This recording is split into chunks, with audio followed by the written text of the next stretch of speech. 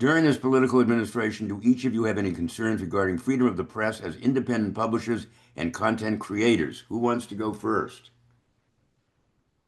I will speak to that. I think as a politics reporter in the U.S. here, one thing that's really scary is that this administration is, specifically going after the press and the freedom of the press. I would say that we are already leaning towards not having a free press at this point. And one of the ways they're going after us is just by suing the pants out of us. And so far, they've been suing, CBS, suing the New York Times, suing ABC, suing some of the big outlets and the big networks. But independent journalists don't have big fancy lawyers on our sides. We don't have representation. And so if Trump ever specifically didn't like coverage, I mean, there's the threat of being sued, and then there's the threat of being deported as well, especially for someone who's not a citizen or who's here on a visa. And I do think we are sort of starting to get into some really shady territory in terms of journalists, independent journalists being attacked for our words. We already had a student journalist get deported, or I think she was detained or maybe deported for an op-ed she wrote in the college newspaper. So it's definitely becoming a huge problem here. I am not going to back down from my writing because of it. And I've had pro bono offers from attorneys saying, if you ever get sued, we're here to step up for you. But it is one thing to keep in mind if you're trying to be independent and you're trying to have an opinion. Anybody else on that? Okay. Yeah, it's something that I worry about every day because, well, I did a lot of work for a committee to protect journalists, especially when I was working overseas, CPJ, and I monitored RSF, the Reporters Without Borders. Their press freedom index, which just came out over the weekend, actually, it's frightening worldwide, and the U.S. is really is at the epicenter of this. There's no question about that. So we all have to worry about that, and it's something that I monitor when I'm looking at newspapers around the world every week. It's quite extraordinary to see what is actually happening. People are really worried about that, way beyond America's shores, way beyond.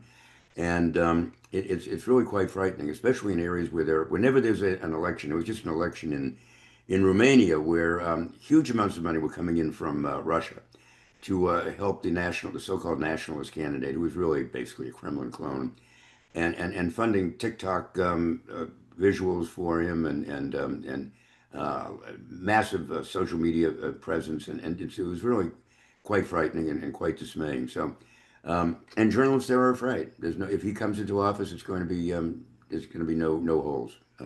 So it is a scary time, and we just do the best we can and try to hold up a mirror to the world and a mirror and an opening to the world. So that's it.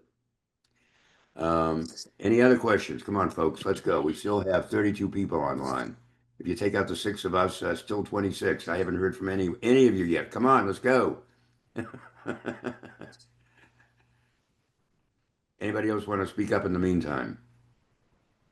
Jane. Well, I could speak a little bit to the the issue of insurance. It's one thing, like it's really the liability insurance is the one nut that we're really trying to crack. I mean, it's really, we as a platform can offer all sorts of practical support to journalists within our financial means.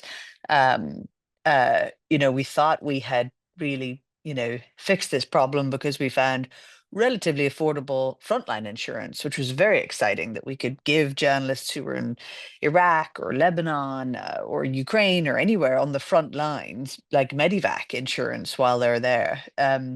We were able to find better insurance options on that. But again, it's the litigation insurance. It's basically going to be, if you get sued, spurious claims, even with very little credibility, very little ability, like likelihood to win, like lawsuits against journalists with no legs can still cost journalists tens, even hundreds of thousands of dollars. I honestly, pro bono lawyers are going to be really important, increasingly important. I think, in terms of philanthropic dollars spent on journalists, legal funds are all going to become really important. But ultimately, the thing that's really going to protect journalists has got to be the courts themselves. there has to be some landmark cases where effectively it, the rules of the game are hopefully further reinforced. The freedom of expression, the freedom of journalism, freedom from intimidation. I think it can't just be an insurance question. It has to be a fundamentally in a U.S. institution question. Will the courts support the journalists going forward in order to push back against what has become a really spurious, litigious culture? Jane, from your lips to the ears of every one of the justices on the Roberts Court. And we can only hope that they are listening. So I would love that.